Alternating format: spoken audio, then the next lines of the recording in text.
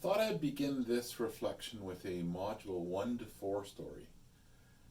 This is a story about a young man, grade 4, and it was my first vice principalship in a small rural school. And the young man had been having a lot of challenges in the school. He would bolt, run, climb trees. I found him on top of a baseball backstop once, very top, sitting there calmly. And so him and I managed to have a lot of conversations in my office. And he loved hunting and fishing, so if we were talking about hunting and fishing, everything was good. And you know, as long as I didn't push his thinking too far, he was just a wonderful young man to talk to. His teachers felt that he was very capable and had certainly everything he needed to be successful in school. They felt that he was manipulative and that he just was defiant. So I was struggling on how to kind of figure out how to help him and help the teachers too, so that everyone could be successful. And I managed to get a psych ed and read what the psych ed had said about this young man. And it was really interesting because the teachers also had access to this psych ed. And in the psych ed, it had said that he had a 13th percentile working memory. His processing speed was 16th percentile. Here's a really curious piece. The sequential processing was 3rd percentile. And here is the thing that was likely the reason he created the biggest challenge in the school. His language ability was 99th percentile.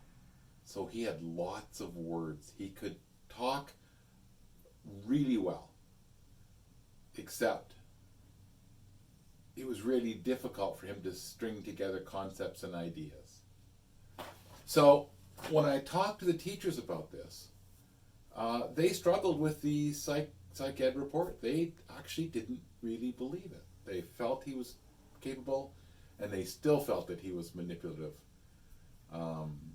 So it reminded me very much of my niece, who's spina bifida and in a wheelchair. No one would ask her to get up and walk across the floor because it was clearly she couldn't do it. Her disability was visible. For this young man, his disability was not visible. And when he was in the classroom, asked to remember things, asked to think critically, it would cause all kinds of stress in him. I think about the Thayer matrix. High tension, high stress, that first quadrant, and then he would just bolt and run. So looking back, knowing what I know now, I would think to myself, gosh, what would it have been like if I could have worked with the staff and we could have reflected on why and why now, and looked at it from a reframe perspective, so that we could have seen that young man in a whole different light. He was incredibly helpful. When he was out of class, when he was calm, he wanted to wash the floors of the hallway. I could give him a mop and a pail, and he would be out there mopping and paling, and he would be happy as can be.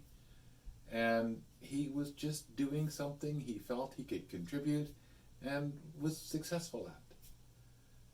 So I look at that experience and I think to myself, how many learners in our schools have that struggle, that high stress, and when we ask them to do things, they just go into that fight, flight, or freeze brain, and the energy that uses, and then we want them to learn.